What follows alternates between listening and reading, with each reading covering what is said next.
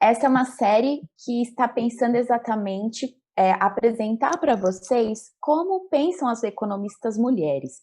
E para isso nós preparamos 4 lives que vão acontecer nos próximos dias, começando hoje a primeira live, para apresentar esses temas tão interessantes de cada uma das nossas palestrantes. Antes de dar a palavra para a nossa palestrante de hoje, eu gostaria de dar a palavra e as boas-vindas para a nossa querida conselheira Fernanda Della Rosa. A Fernanda, ela é economista formada pela Universidade São Judas, Tadeu, é pós-graduada em Administração de Empresas pela FAAP. Ela também atuou como economista na Fecomércio de São Paulo por 25 anos e trabalhou no Grupo Ultra por 11 anos. Ela é nossa conselheira aqui do Corecon de São Paulo, sócia da Della Rosa Consultores Associados e escritora e autora de livros sobre PLR. Então, seja muito bem-vinda, Fernanda, e aqui os seus 10 minutos de introdução. Bom, obrigada, bom dia a todos. Em primeiro lugar, eu quero agradecer pelo convite de fazer parte desse evento, representando com muita honra a mulher economista. Quero parabenizar esse grupo, esse incentivo, né, para a economista, mulher economista, o trabalho feito pela Graça e por todos, por todas do grupo e todos, né, e dizer assim, enfim, é um grande prazer estar com vocês. Bom, falar assim da minha experiência, como que eu cheguei a ser uma conselheira. Hoje eu tenho a honra de ser uma conselheira suplente hoje lá no Corecon, né, na diretoria do Corecon, e eu faço parte de uma chapa que, enfim, ocorreram as eleições, participamos das eleições e vencemos aí no início desse ano. E está sendo uma experiência muito gratificante poder participar do trabalho de valorização do economista. Realmente é uma coisa assim muito gratificante, há muito espaço para se fazer muita coisa, e o Corecon desempenha muito bem esse papel. Bom, as atividades são sempre voltadas para essa valorização, então existem comissões que estudam diversos detalhes, eu não diria comissões, mas grupos, né, que estudam diversos detalhes, tudo isso para valorizar. Eu participei agora recentemente também da comissão eleitoral, que teve a eleição ocorrida aí na semana passada. Elaborei também a semana de cursos, que na verdade se tornou um mês de cursos, né, da valorização do economista no mês de agosto. Então, realizando palestras, atendendo a entrevistas, e assim também acompanho de perto a área da assessoria de imprensa, assessoria de comunicação, que procura justamente valorizar todo esse trabalho que vem sendo feito, que é muito mais até, claro, do que eu estou falando aqui, mas, enfim, a gente tem, cada um de nós, um papel dentro, como conselheiros, né? Que é uma honra, claro. E como mulher economista foi um desafio, claro, foi um desafio, e posso dizer que fui muito bem acolhida e estou tendo a oportunidade de participar e disseminar conceitos, enfim, sempre para o cuidado com essa questão da mulher economista. Bom, falando um pouquinho da minha carreira, algumas pessoas me perguntam, né, quais foram as dificuldades que você enfrentou? Eu diria assim, as dificuldades são as dificuldades naturais do mercado de trabalho. Iniciar na carreira, realmente foi alguma coisa que eu tive a oportunidade de começar na área financeira, que foi no Grupo Ultra, onde eu entrei como estagiária, até então cursava ainda a faculdade, o primeiro ano da faculdade, e foi um grande aprendizado, passando pelas áreas de tesouraria, de finanças. Fui responsável pela mesa de aplicações do Grupo Ultra, 40 empresas. Então, foram, assim, grandes desafios e aprendizado. E, depois disso, no Ultra ainda, fui direcionada para a área de planejamento estratégico, a área que cuidava, a área de staff, de apoio à presidência, onde a gente fazia toda a parte de elaborações, de previsões, sistema de fluxo de caixa, análises, ou seja, era um trabalho muito gratificante de apoio à decisão às empresas do Grupo Ultra. Feito isso, fiquei lá por 11 anos, né? Então, foi muito bom, aprendi bastante. E depois, então, logo, um pouco tempo, fui trabalhar na FEComércio. A FEComércio é uma entidade sindical, patronal do comércio. E eu consegui realmente pegar uma outra vertente, né, da carreira, porque a primeira vertente ela foi mais focada nos aspectos matemáticos, né, numéricos, operacionais, saber como é que funciona um financeiro de uma empresa. Então, foi muito legal isso.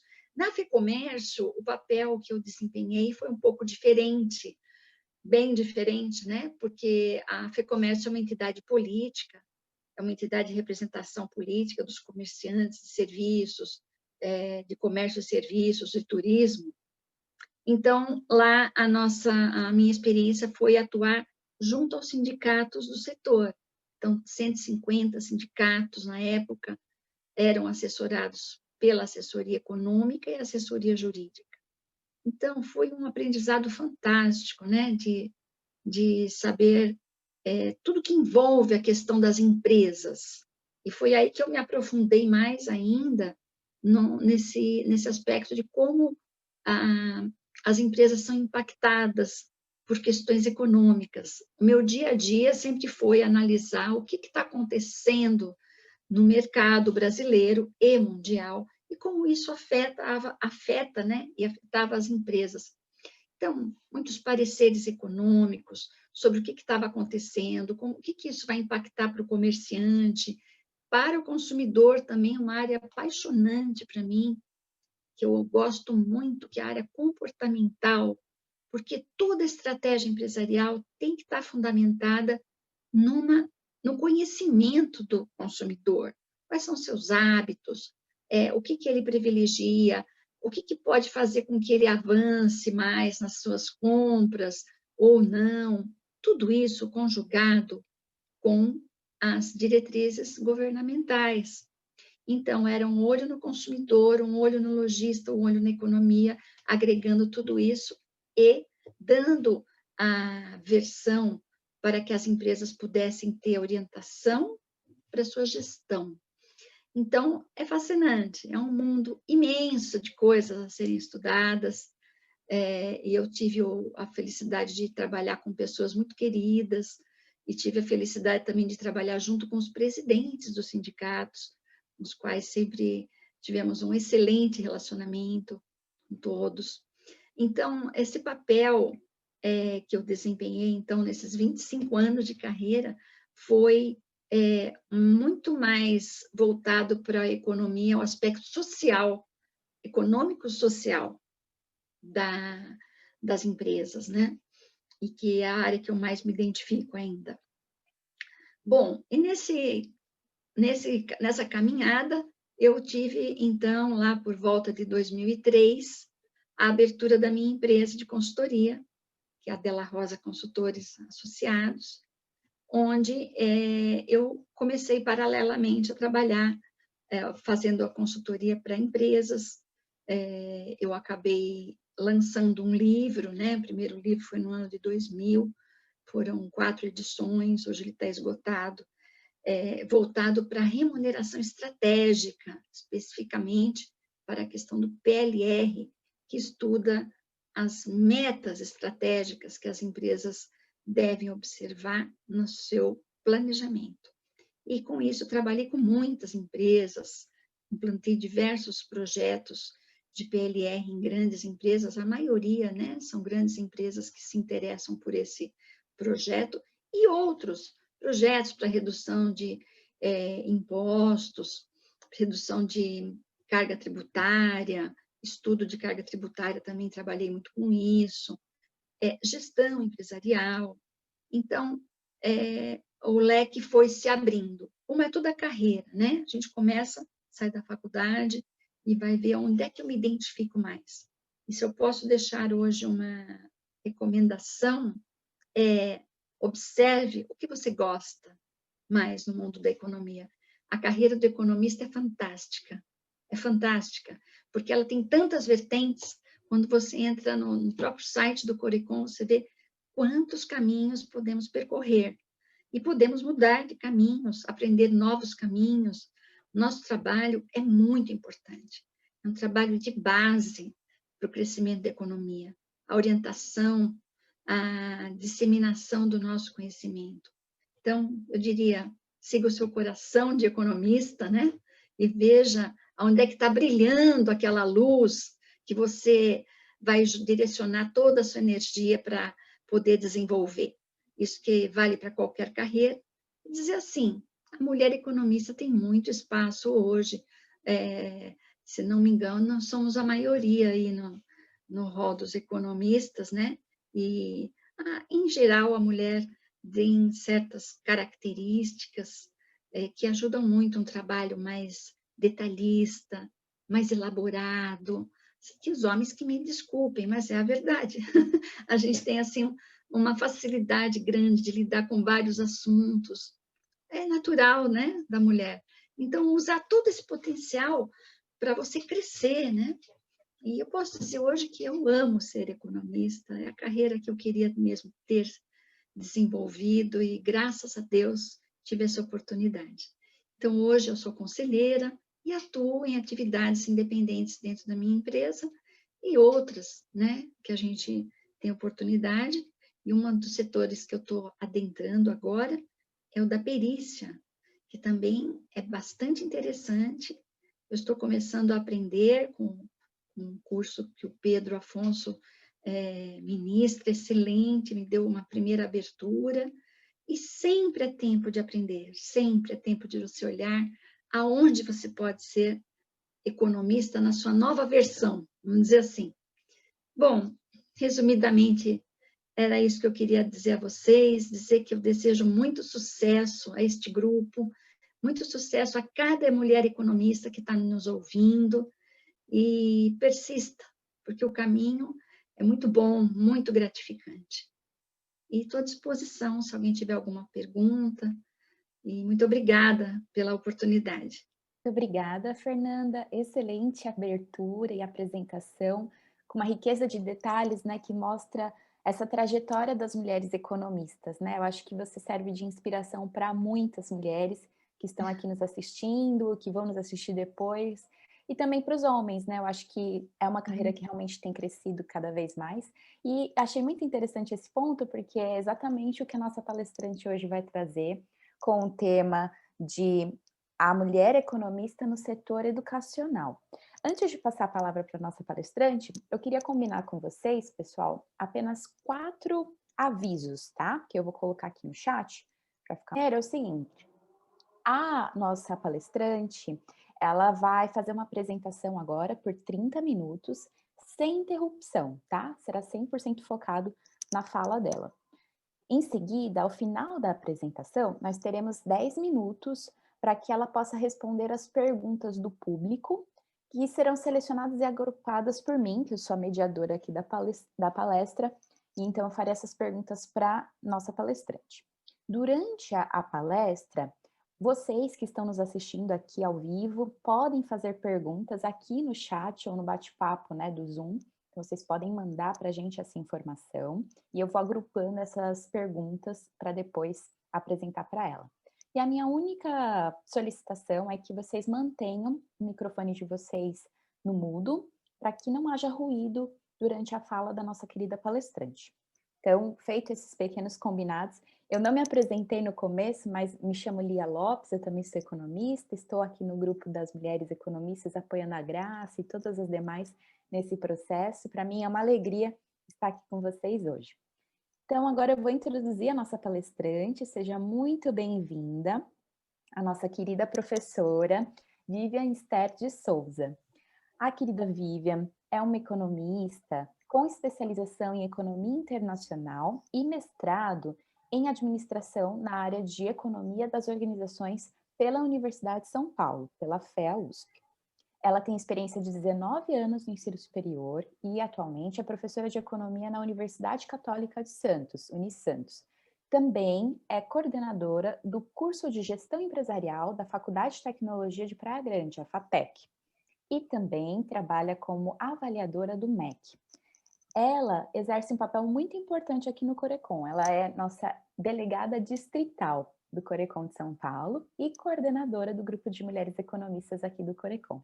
Então, Vivian, é com você, seja muito bem-vinda e estamos muito felizes com a sua apresentação. Bom dia a todos, obrigada Lia pela apresentação, obrigada Fernanda e também pela sua abertura, a Graça e a todos do Conselho Regional de Economia aqui de São Paulo, do qual eu faço parte e tenho muita felicidade de poder compartilhar minhas experiências e em vários momentos poder ajudar, contribuir com o que eu posso, principalmente aqui para a nossa região da Baixada Santista, onde eu atuo, né? Vocês estão mais em São Paulo, sempre que eu posso eu vou para lá também. Agora com a pandemia a gente ficou mais afastado, né? Mas continuamos mantendo esse contato e tentando colaborar da melhor maneira possível. A minha contribuição foi aí nessa nossa live, nesse encontro, compartilhar um pouco a minha experiência do quanto que as mulheres vêm participando aí da carreira, da docência, da quantidade de estudantes, né, das meninas nos cursos de graduação, né? Então o nosso foco vai ser em cima disso.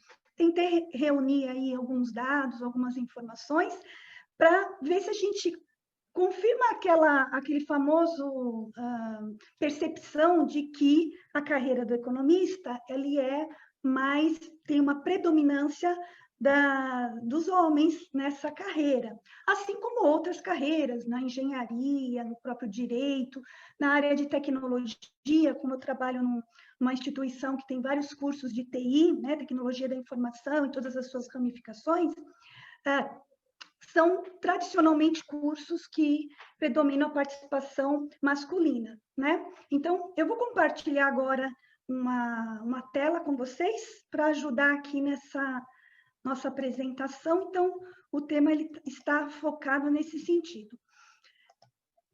De qualquer forma, eu vou iniciar fazendo um pano de fundo dessa questão da discussão, né? Deixa eu só aqui, né? Então, a mulher economista no setor educacional é um tema muito amplo. Na verdade, a participação da mulher na sociedade de modo geral tem sido um tema recorrente, um tema importante. Então, eu quis colocar um pouco o pano de fundo. Por que a gente está falando disso? Né? As discussões e os debates sobre gênero são importantes, pessoal, porque existem fortes evidências, estudos e pesquisas que mostram a desigualdade de gênero na nossa sociedade e que não é privilégio só do Brasil, né? Uma coisa que acontece só aqui. Não, a questão de gênero ela é no mundo todo. Então, uma delas é a desigualdade de renda, né? A desigualdade dos salários entre homens e mulheres que desempenham as mesmas funções, tá? A gente tem aí no Brasil, incluindo o mercado formal e informal, uma desigualdade aí em torno de 20% a 25%, que as mulheres ganham menos do que os homens, tá? E isso por aí no mundo também é estudado, países mais avançados têm uma desigualdade menor, mas a desigualdade ela é recorrente, tá? Questões de assédio moral e sexual, violência contra as mulheres na sociedade como um todo, na família, né? Preconceitos e estereótipos que a gente traz já desde muito jovem, na forma como que a gente se relaciona entre meninos e meninas. E esse tema ele é muito delicado, ele é amplo, ele é polêmico, mas é o nosso pano de fundo. O que vai acontecer é, né, aonde que vai entrar a nossa discussão aqui sobre a participação das mulheres no ensino e na área de economia. Nós temos também a discussão sobre a maior participação das mulheres na política, em diversos outros setores da sociedade, né? E, coincidentemente, né, com essa semana aqui, essa participação nesse debate, eu fiz uma contribuição para uma matéria, inclusive, da Unisantos, dos grupos de estudo do jornalismo, uma matéria, né, em que eu vou contribuir e que eu já enviei, sobre os efeitos do desemprego, né, sentidos agora nesse ano com a crise da Covid-19, sobre o público feminino. Existe uma diferença sobre os efeitos da pandemia no grupo das mulheres desempregadas. Existem questões, especificidades que marcam mais o perfil das mulheres trabalhadoras. Esse tema vai ser um dos temas de uma matéria jornalística lá dos estudantes, dos coordenadores do curso de jornalismo. E, coincidentemente, eu fui convidada a participar. E tem a ver com esse pano de fundo do nosso debate, da nossa apresentação. E aí as mulheres na economia, né? Olhando mais a questão da mulher economista na sua carreira, né? Quantas mulheres participam da carreira do economista, quantas mulheres economistas atuam e contribuem para o setor público, em secretarias, ministérios, conselhos, comitês, né? Quanto que ela participa, né? Isso também é um tema que nos interessa muito. Tanto é que a Comissão das Mulheres Economistas existe para isso, né? Discutir esse papel da mulher. E as mulheres economistas na carreira acadêmica, que é uma outra vertente, uma outra ramificação mais voltada para a área da pesquisa. Apesar que a carreira acadêmica, ela muitas vezes, na maioria das vezes, ela está ligada com a docência, né? Para a gente não misturar, eu separei, né? Eu não vou entrar no mérito da carreira acadêmica, que é mais voltada para a pesquisa, e vou falar mais das economistas na docência, no ensino superior, e as estudantes economistas, né? Quanto que elas estão participando, quanto que o público feminino está dentro desse universo, né?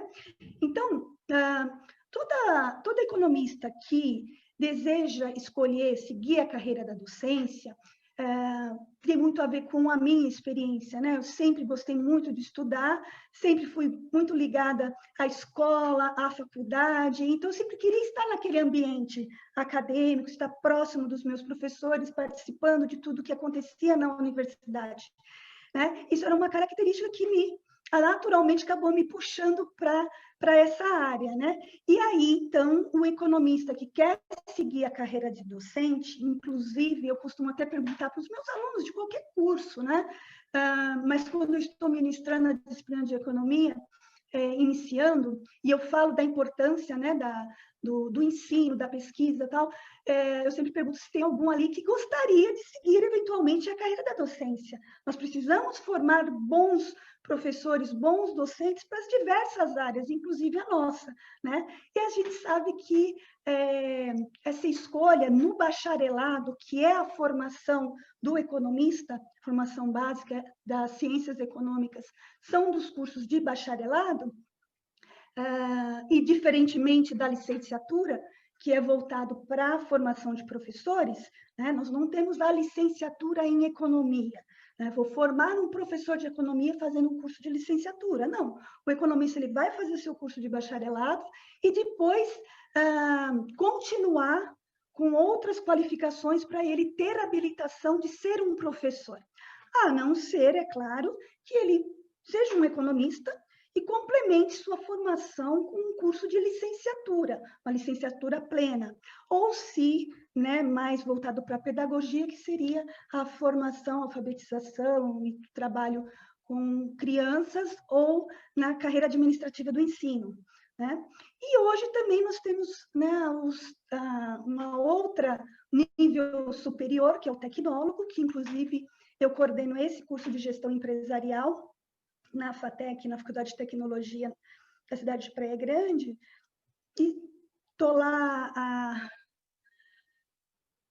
há 18 anos. Eu comecei a lecionar há quase 20 anos e lá eu estou há 18 anos, né?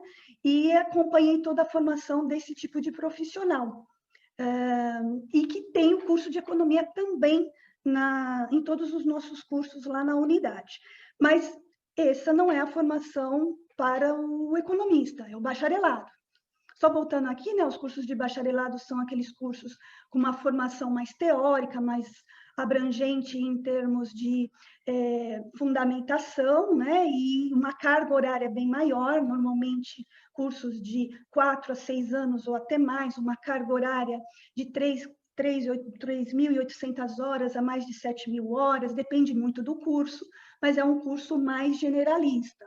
A licenciatura, que é para formação docente, né, são cursos aí também de um pouco menor a carga, mas tem cursos até de 5 anos em licenciatura, e também com uma carga horária equivalente de 3.200 a 4.800 horas, depende também do curso. O tecnólogo é um curso mais enxuto, normalmente entre 2 e 3 anos, com uma carga horária, dos cursos mais robustos, são carga horárias entre 2.000 e 2.800 horas, mas até tem cursos tecnólogos com uma carga horária menor, porque ele vai se focar mais numa área de formação. Então, por exemplo, os cursos tecnólogos de gestão, ele vai aí ficar dentro do universo da administração e se ramificar, e se focar, né? Focar numa área ou da gestão financeira, ou da gestão de negócios, ou da gestão de marketing, né? E aí, o economista que busca também, quer estar na universidade, quer fazer um trabalho, seja como profissional liberal, seja como qualquer outra carreira, mas que também quer contribuir para o ensino, né? Aí ele vai precisar seguir com a sua formação na pós-graduação, né? O mínimo que a gente faz numa pós-graduação, que já lhe habilita como especialista a lecionar, de modo geral, nas instituições de ensino privado, no regime do sistema público, os editais, eles exigem uma formação de pós-graduação maior. Mas o lato sensu, o MBA, né, que estão no nível de especialização, são cursos normalmente de 1 ano e meio, 2 anos, em torno de 360 horas para cima, né, mas que lhe dá uma especialização. São instituições de ensino autorizadas a oferecer esse tipo de formação, autorizadas pelo MEC, pelo Ministério de Educação, e que vão emitir certificados de conclusão desses cursos, né? Mas se você almeja uma carreira na docência, no ensino superior, na faculdade, mais longa, né, e de uma maior... de uma qualidade maior, você vai precisar necessariamente fazer no mínimo um mestrado e um doutorado, né? Ou um doutorado, né? E aí a gente vai para a pós-graduação stricto sensu, que é o nível de mestrado e doutorado, e que você aí também em torno de 2 a 3 anos, tem até um pouco mais, dependendo, mas em média de 2 a 3 anos de curso, também por instituições autorizadas pelo MEC, instituições de ensino superior, né, autorizadas pelo MEC, e que também são fiscalizadas e autorizadas pela CAPES, né, que é a Coordenação de Aperfeiçoamento de Pessoal de Nível Superior, também vinculado ao MEC, e sem essa autorização da CAPES, nenhuma instituição de ensino superior pode abrir um programa de mestrado ou doutorado, ou os dois, né, e oferecer no mercado, oferecer para os estudantes. Mas é com essa formação que o profissional da economia pode atuar também no segmento do ensino, né? Essa é o que a gente precisa se adequar para estar nesse segmento, né? E aí, né, eu vou apresentar alguns dados para vocês, vou utilizar aqui o censo do INEP, né, tanto esse Instituto Nacional voltado ao ensino superior, Anísio Teixeira, o INEP, MEC, né, os dois estão vinculados, o MEC como um ministério, um instituto vinculado e que promove os nossos censos na educação, né, na educação básica, na educação do ensino superior. Eu vou apresentar aqui alguns dados gerais para vocês sobre o nosso panorama do ensino no Brasil, e depois a gente vai falar um pouco mais especificamente do curso de Ciências Econômicas, né? Então, assim, só para a gente ter uma ideia, a gente tem aí em torno de quase 8,5 milhões de estudantes, né, no ensino superior no Brasil, e, na verdade, é um número do tamanho de um país como o nosso pequeno, né? Assim, já foi muito menor, veio crescendo nos últimos anos, mas aí compreende, aí se vocês pegarem os estudantes que se formam no ensino médio, é uma média, aí vou arredondar, de 20% que vão conseguir seguir a carreira e terminar, né, concluir um curso de ensino superior. Né? Na verdade, nem todos os estudantes que terminam o ensino médio seguem para o ensino superior, né? Muitos param no ensino médio. Não estou dizendo que isso é necessariamente ruim, não, mas comparativamente com países avançados, a gente tem um perfil aí de uma quantidade de estudantes que se formam, que continuam estudando bem menor em relação a outros países avançados. Inclusive, isso vai impactar no próprio IDH, no nosso Índice de Desenvolvimento Humano, porque dentro desse indicador, nos seus parâmetros, o indicador geral, né? Ele tem várias análises, mas o indicador, o IDH geral, aquele divulgado anualmente pela ONU, no parâmetro educação, eles comparam, né, a quantidade de anos em média que aquela população estuda dentro daquele sistema de educação formal, né? Então, se você pegar a educação formal brasileira, ela tem aí em torno, vou colocar uma média de 13 anos de estudo no sistema formal, e os brasileiros estudam em média 7,8 anos, né? Isso uma parte disso acaba sendo afetado pelos anos de estudo dos nossos alunos do ensino médio, que param o ensino médio e não continuam no ensino superior. A prevalência a prevalência é sobre o curso de bacharelado, 67,32% desses estudantes estão matriculados em cursos de bacharelados, que inclui o curso de economia, 19,27% estão nos cursos de licenciatura e quase 13% nos cursos de tecnologia, os tecnólogos, como eu mencionei, né? E, diferentemente do ensino básico, o ensino superior prevalecem as instituições do setor privado. Então, 75,42% são de instituições privadas e 24,58% estudam em instituições públicas. No ensino básico, a maioria está no ensino público em relação ao ensino privado, né? E aí, eu vou mostrar aqui para vocês o resultado, né, os principais resultados aí do relatório do famoso ENAD, né, que é aquele Exame Nacional dos Estudantes do Ensino Superior, que junto com o sistema de sinais, né, criado em 2004, passou a adotar uma metodologia de avaliação dos estudantes do ensino superior. Então, aos poucos, vários cursos, começando com os bacharelados, licenciaturas e os tecnólogos, cada vez mais uma lista maior de cursos passaram a integrar a lista aí dos cursos que são avaliados nesse exame do ENAD, que, inclusive, passou a ser um componente curricular. Ou seja, no ano em que o curso que você está estudando, na instituição que você está estudando, for ano de ENAD, você é obrigado a participar do ENAD, senão você não consegue receber o seu diploma, porque passou a ser um componente curricular. Então, é meio que uma loteria, né? Naquele ano, entrei numa faculdade, e justo no ano que eu vou me formar, é exame ENAD. Então, eu serei necessariamente avaliado, tem que passar por essa prova.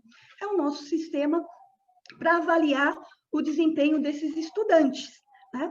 No último relatório de 2018 dos cursos de Ciências Econômicas, a gente teve aqui no Brasil 195 cursos de economia avaliados entre instituições públicas e privadas, 100 instituições públicas e 95 privadas. Lembrando que hoje nós também temos cursos em ensino à distância, né? Então, a gente tem aí 187 cursos de economia na modalidade presencial e 8 cursos de economia na modalidade de ensino à distância foram avaliados nesse último exame do ENAD, que aconteceu em 2018. E aí os resultados saem em 2019. né? Se a gente olhar por regiões, a região Sudeste é a que tem o maior número aí de instituições que foram avaliadas aqui em comparação a outras regiões, né? É onde se concentram a maior quantidade de cursos de economia é na região Sudeste. E aí, para a gente também ter mais um dado, né, foram, ao todos, alunos que estavam para se formar no curso de economia no ano de 2018, 9.600 estudantes inscritos, habilitados a se formarem em 2018, e desses 9.600 estudantes, 8.075 que estavam presentes no exame aquele ano, né? 5.204 instituições públicas e 2.871 estudantes de instituições privadas, 7.974 estudantes do ensino presencial e 101 estudantes do ensino à distância, né? A gente tem mais ou menos essa proporção. E, é claro, a região Sudeste é a que tem aí a maior quantidade de estudantes que realizaram o exame ENAD, né?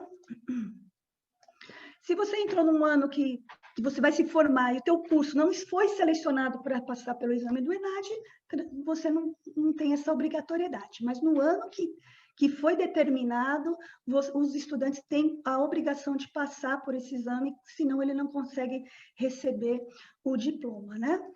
E aí, como que ficam os meninos e as meninas, os homens, né, e as mulheres, nessa quantidade de estudantes que realizaram o ENAD, né? Pessoal, aqui a gente vai ter um dado, né, que está colocado também nos grupos etários aqui, de faixa etária de idade, mas pegando em termos de proporção, tá? O total dos 100% dos estudantes que fizeram o ENAD, 59% são homens e 41% são mulheres. Isso no ensino presencial. Se você pegar a quantidade de estudantes no ensino à distância, a quantidade de homens é maior, 72,3% contra 27,7% de mulheres, né? E aqui também ele está colocando a questão de idade, né? Os cursos presenciais têm uma participação maior do público com uma faixa etária aí até 24 anos e de 25 até 29 anos. Os cursos à distância, eles têm uma participação maior de estudantes com uma faixa etária de idade também maior, né? Até 34 anos aí, né? E se você pegar o dado aqui dos estudantes acima de 45 anos, só 1,3% estudam no ensino presencial, enquanto 18,8% estudam no ensino à distância, o que é bastante razoável, no sentido em que o ensino à distância ele atende aquele público que muitas vezes não consegue estar presente nas faculdades, 75% da sua presença, né, porque no ensino presencial a presença ela é obrigatória, e o MEC exige no mínimo 75% de presença. Se você não cumpriu essa presença, mesmo que você tenha atingido a média da nota, você é reprovado. No ensino presencial, o item presença, falta, não existe. Então, isso acaba atendendo muito esse público que já trabalha ou não consegue conciliar sua vida profissional, familiar e a ida a uma instituição de ensino num curso presencial, né? Sem entrar nos méritos se você é a favor ou não do curso à distância, não sei se vocês sabem, já existe, né,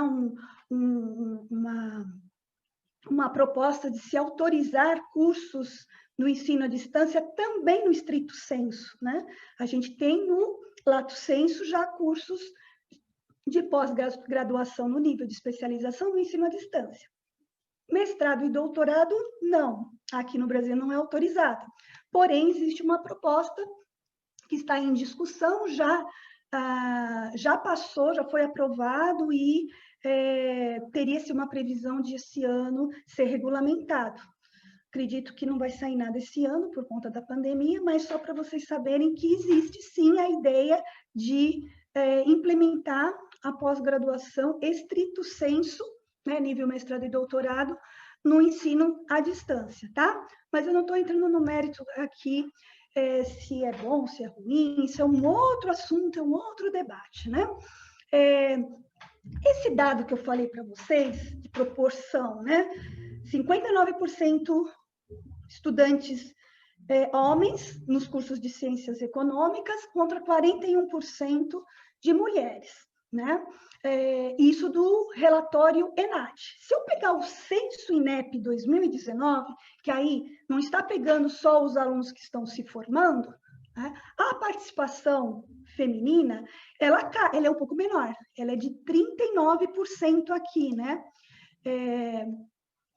Ela vai ser um pouquinho menor, de 39%, que aqui eu pus amarelinho, 39% de meninas, né, mulheres matriculadas no curso de Ciências Econômicas, sendo o curso de Economia na posição 37ª entre representatividade feminina. Não é, realmente, o curso de Economia não é o que tem a maior participação de mulheres. O que a gente observa é uma participação que vem crescendo, né, que já foi muito menor.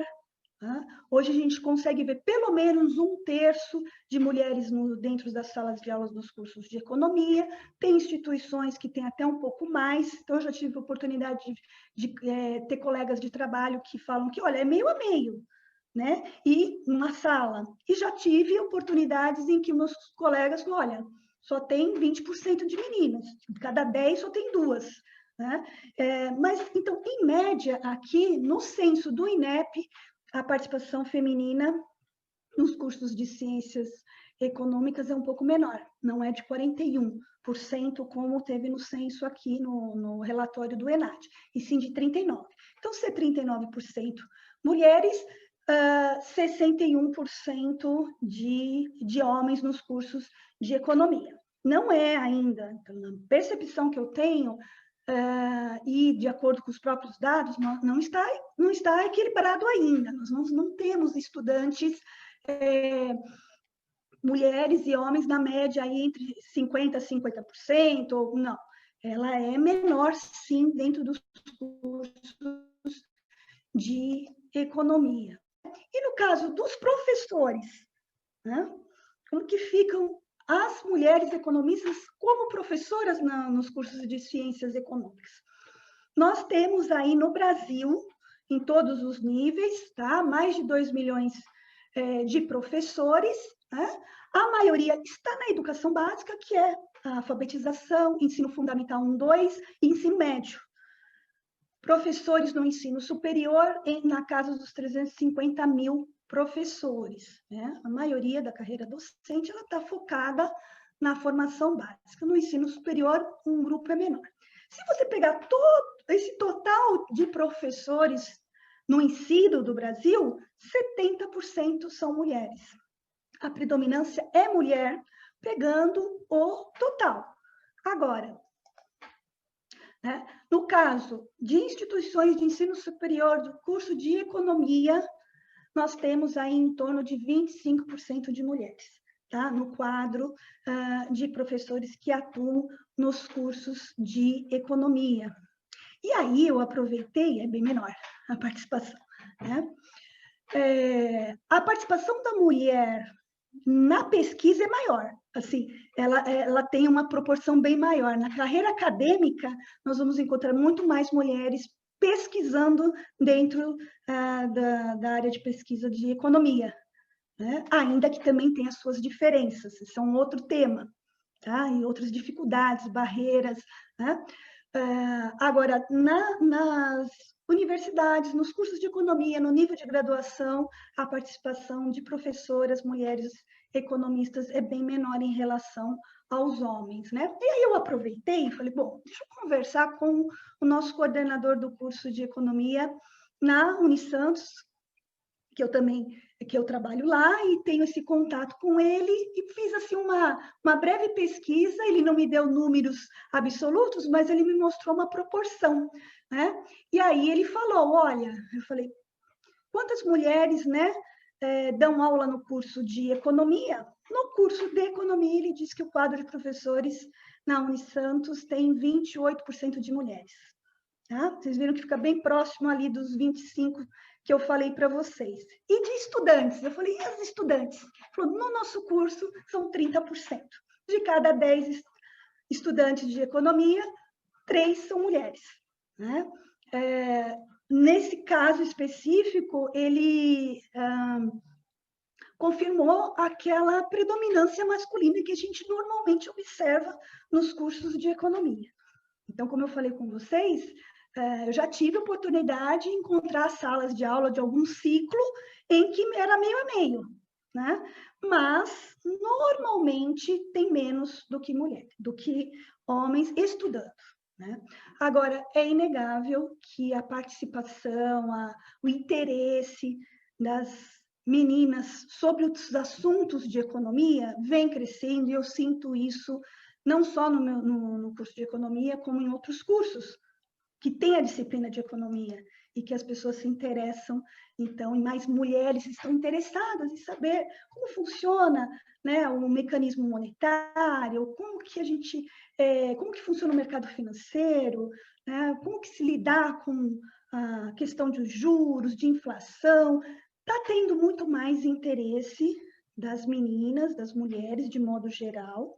Isso vai também para o ramo do empreendedorismo, da gestão, né? Mas a gente precisa criar esses canais, esses mecanismos que facilitem o acesso da participação feminina nessas carreiras e nesses setores, nesses segmentos do mercado, né? Aqui eu quis só, para finalizar, pessoal, que eu acho que eu já estou dentro do meu tempo, né, Lia? Está dentro do tempo, né? Dos 30 minutos, destacar um grupo de pesquisa das mulheres, né, economistas brasileiras, um núcleo de pesquisa da própria USP, né, que tem aqui a participação do Comitê Executivo da Fabiana Rocha, da Maria Dolores Dias e da Paula Pereda, que é focado exclusivamente para estudar a participação das mulheres na economia, seja na carreira docente, seja na política, tudo, não é só assim, não está no espectro do debate da desigualdade de gênero, está no foco de entender a participação da mulher na economia como um todo, como, né, segmento de atuação. Então, eles têm aí, é um núcleo de pesquisa recente, aí de 2017 para cá, e todos os estudos são voltados para isso. Eu achei bastante interessante mencionar, sem entrar no debate acadêmico, e a Associação Nacional de Cursos de Graduação em Ciências Econômicas, a ANGE, que, em parceria com várias universidades, promovem, né, encontros para discutir o curso de economia. Sempre nós vamos encontrar agora, nesses últimos anos, mesas redondas, painéis, de palestras voltadas à participação da mulher na economia. Então, assim, é um assunto bem presente, bem atual, que interessa para as mulheres e os homens também, né? Eu não acho certo que a gente crie essa separação entre homens e mulheres, mas sim que a gente integre mais a participação feminina nesses setores onde ela participa menos, por meio desses canais. E debater essas problemáticas é o primeiro caminho. Não tem como resolver esses tipos de desigualdade se a gente não falar sobre ele. É falando e discutindo que a gente faz essa reflexão e abre a mente das pessoas, tanto das mulheres quanto dos homens, que também precisam, muitas vezes, quebrar essas barreiras aí e de aceitar melhor a inserção da mulher nesses segmentos que a gente apresentou aqui. Pessoal, obrigado, tá? Obrigada. Né?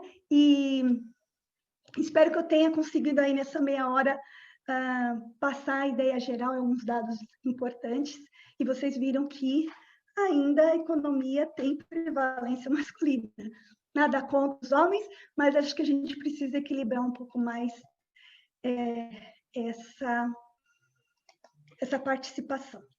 Okay? Muito obrigada, professora Vivian. Excelente palestra, repleta de informações, de dados. Eu acho que essa riqueza, né, de informação foi super relevante para nós também nos situarmos como é que está o nível, né, do ensino superior no nosso país, o impacto disso na nossa categoria, né, enquanto formação de economistas, e tudo isso acrescenta muito numa perspectiva de futuro também, né, de formação, de como a gente talvez possa incentivar que mais mulheres estejam nesse espaço, ocupando lideranças, seja como docente, como você mesma trouxe, 70% das docentes são mulheres, mas apenas 30% está ocupando aí, 28%, né, na Unisantos está ocupando a docência da economia. Então, a gente tem um longo caminho, nós temos um longo caminho pela frente. Agora, nesse exato instante, é meio-dia, o Hélio havia dito que o nosso presidente, Luiz Barsi, iria fazer uma palavra aqui conosco, então, só queria saber se a gente pode seguir com a apresentação do Barsi e depois do nosso vice-presidente Pedro, ou se eu posso fazer pelo menos uma ou duas perguntas enquanto isso, para que você possa expor a sua opinião e falar um pouquinho mais com a gente sobre o tema, Vivian. O que vocês, da coordenação da imprensa da Corecon, me dizem? Se eu puder responder, eu acho que já fica mais embalado. E aí, né, porque eu já estou aqui com o assunto para a gente não retomar. Né? Tá ótimo. Então, eu vou fazer duas perguntas para você, tudo bem, Vivian? Tudo bem. Eu acho que uma específica do tema e uma mais abrangente, aproveitando os dados que o nosso vice-presidente, o Pedro Afonso Gomes, trouxe aqui no chat para nós. Então, a primeira pergunta que eu quero fazer é sobre essa questão mesmo, né? Pensando no futuro, né, da docência, como é que a gente poderia, na sua perspectiva, na sua experiência de professora de cursos presenciais e online, como que seria essa sua visão de futuro do ensino brasileiro na área econômica, e é possível fazer algum incentivo para maior participação de mulheres nesse espaço, já que a gente viu que no online a presença é muito maior masculina do que feminina até?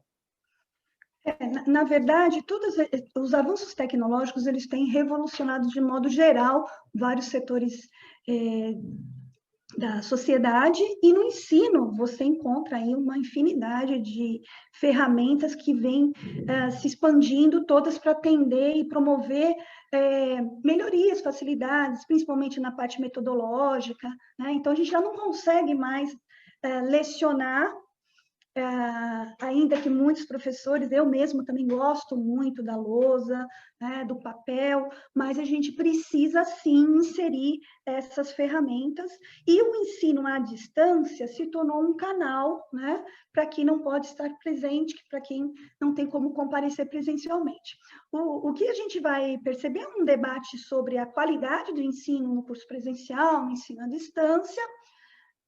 Acredito que muitos também preconceitos que se tinham nos cursos à distância mudaram, ainda que existem, lógico, distinções entre eles, e nesse ano de pandemia, com as aulas remotas, alguns especialistas acreditam que muitas instituições vão implementar cada vez mais a tecnologia no ensino, e esse ensino pode até passar a ter uma estrutura mais híbrida, né? Compartilhada, semipresencial, porque existe realmente todo um custo, um desgaste, um tempo que todos os envolvidos no ensino presencial acabam tendo de deslocamento, de alimentação e de recursos materiais para realizar os cursos, para que aconteçam os cursos presenciais. Então, assim, eu tenho a impressão que mais professores tiveram que, em alguma medida, se adequar a essas ferramentas. Muitos que tinham preconceito com o curso à distância, ou o ensino remoto, ou o uso do computador para realizar suas aulas, isso vem diminuindo, mas eu também não acredito que uma coisa vai suplantar a outra e que vai chegar, que todo mundo vai fazer tudo remotamente, por computadores, celulares ou tablets, né? Estar presente na instituição, a interação entre professor e aluno, aluno com aluno, coordenação, eu como coordenadora, coordenar um curso, tudo à distância, é muito mais difícil a questão da comunicação. Então, eu tenho a impressão que mais tecnologia será inserida, sim, nas metodologias na metodologia e na forma de você fazer os cursos, né, de fazer o ensino. Porém, o ensino presencial e o contato humano, eu acho que ele nunca vai acabar. Mas mais tecnologia vão ser inseridas, sim, como ferramenta de apoio para o ensino, né? Principalmente por conta dessa experiência com a pandemia. Estamos ainda aguardando quando que a gente vai retomar, né? Maravilha, Vivian. Desculpa que estava... Agora, eu vou fazer uma introdução dessa segunda pergunta com os dados que o Pedro trouxe, tá? E aí a gente tenta linkar essa informação, porque são questões aparentemente divergentes, mas congruentes. Em pesquisa baseada no CAGED, para a cidade de São Paulo, no cargo genérico, tá? Um código X, foram 465 contratações, sendo 219 mulheres economistas e 246 homens economistas. Só que o salário médio de ingresso dos homens, que aí, entre parênteses, né, foi de R$ 7.909,98, foi 42% maior do que o das mulheres, que foi de R$ 5.575,81. E aí ele compartilhou aqui os dados, né? Então, pegando um pouco um gancho dessa questão, né, de paridade de gênero, salarial, que você começou no início da sua apresentação falando, né, dessas situações, você como professora, você identifica diferenças entre os alunos na área de economia? Ou seja, os homens têm mais interesse em trabalhar com números e as meninas não têm tanto interesse, ou talvez vão por uma perspectiva mais de economia comportamental, de outras áreas que são super relevantes também na economia. Qual é a sua observação de atuação de homens e mulheres durante a graduação, né, ou ensino técnico, que poderia de alguma forma impactar ou justificar esse tipo de discrepância salarial que a gente vê? Sem, obviamente, falar o que de fato é, né, que você já acho que vai poder nos apresentar melhor o que significa isso. Então, conectando essas duas informações. Bom, falando sobre o dado do CAGED que o Pedro passou, é claro que, por isso até que quando eu fiz a apresentação, vocês viram que eu coloquei um dado do censo INEP, um dado do ENAD, né? Na verdade, assim, a gente não tem uma fonte única que reúne todos os parâmetros necessários para a gente chegar e falar, olha, né, as mulheres têm pouca participação no ensino de economia, né, como professoras, né? Então, esse dado da cidade de São Paulo, né, acredito que o censo mais recente, a contratação está mais ou menos equilibrada, né, não tem tanta diferença entre homens e mulheres, mas tem diferenças nos salários, né? A gente sabe que a contratação, ela também ela depende do nível de titulação do profissional, né?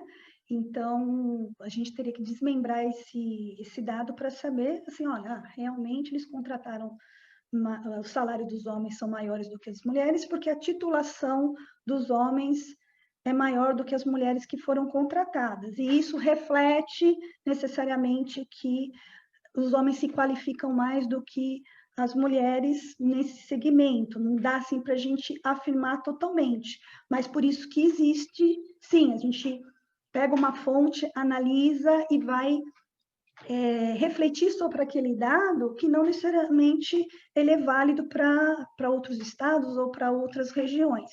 Mas vocês viram que aqui, pegando o dado de forma geral, aquela problemática da diferença de salários entre homens e mulheres, ela é fato, ela é constatada empiricamente, e isso em vários países, tá?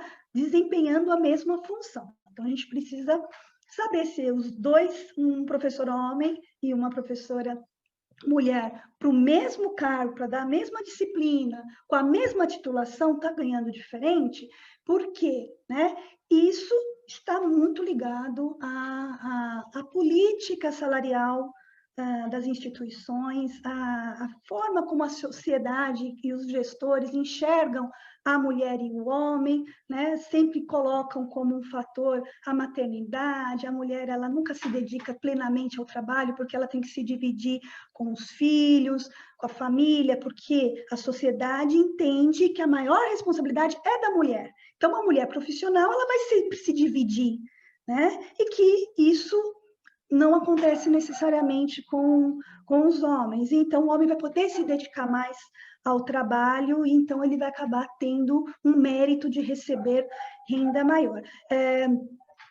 Aí é toda uma reflexão em torno disso, mas é a forma como a gente enxerga, como muitas vezes os gestores, as instituições, o próprio Estado enxerga, por isso que você precisa promover mecanismos de mudar isso, porque essa é uma visão bastante patriarcal, machista, que nós, mulheres, queremos mudar. Existem mulheres tão competentes quanto os homens, né? Mas esse não era o tema, então eu não me aprofundei, mas existem inúmeros estudos, inclusive os países mais avançados que querem mudar esse cenário, só conseguem fazer isso promovendo mecanismos institucionais. Se você falar assim, olha, deixa que a sociedade vai refletir, ela sozinha vai fazer essa equiparação, não, muitas vezes a gente tem que começar com alguns mecanismos de enforcement, né? De colocar para as pessoas se adequarem para começar a ocorrer transformações. Só espontaneamente essas transformações, pelo menos na minha visão, elas não acontecem. Tem que ser por meio da educação, tem que ser por meio de mecanismos institucionalizados, políticas organizacionais, né? E isso se difundir para que a gente tenha maior igualdade entre homens e mulheres, tá? E aí só, desculpa, você falou no finalzinho, agora me fugiu um pouquinho da cabeça, eu quis discutir o tema do Pedro, e das meninas, né, das estudantes e estudantes. Não vejo essa diferença, não. Eu também acho que isso também é um conceito estabelecido de que as mulheres normalmente tendem mais para as áreas de humanas, da saúde, não gostam muito de números. Eu entendo que isso está muito ligado à própria inserção da mulher no ensino, né? As mulheres foram, em algum momento da história, impedidas de estudar, em algum momento da história, impedidas de estudar matemática, porque matemática era para os homens, né? E educação e outros temas eram para as mulheres. Quer dizer, isso foi uma condição imposta pelas sociedades mais antigas, que foram o quê? Levando essa concepção. Na sala de aula, eu não vejo de forma nenhuma diferença entre meninos e meninas em relação a isso. Às vezes eu encontro meninos muito bons em exatas e meninas também. Não vejo essa distinção não, viu, Lia? Eu não tenho essa concepção em relação aos estudantes de economia, tá bom? Excelente. Muito obrigada, professora Vivian. Foi uma palestra extraordinária, muito importante compartilhar essa visão, né, e desmistificar esses preconceitos, na verdade, que as pessoas criam a respeito do gênero, né, homens e mulheres economistas, e perceber que isso realmente impacta de alguma forma nas nossas carreiras, mas que a gente está aqui para superar esses desafios e mostrar que a gente pode ir muito além. Então, agora, para finalizar, eu gostaria de chamar o nosso vice-presidente aqui do Corecon de São Paulo, Pedro Afonso Gomes, para dar uma palavrinha aqui para nós do que ele está achando da nossa primeira palestra desse ciclo. E, por favor, vice-presidente, em nome do Corecon, fazer as honras aqui da nossa palestra. Muito obrigado. Eu quero agradecer a vocês todos, especialmente a Vivian, pela palestra, excelente palestra. E quando as pessoas fazem palestra excelente ou dão aula excelente, a gente fala que já foi aluna, e foi minha aluna do curso de perícia, né? Então, se ela não fizesse bem, eu não ia falar, entendeu? Mas já que ela fez muito bem, então eu vou falar que foi minha aluna do curso de perícia.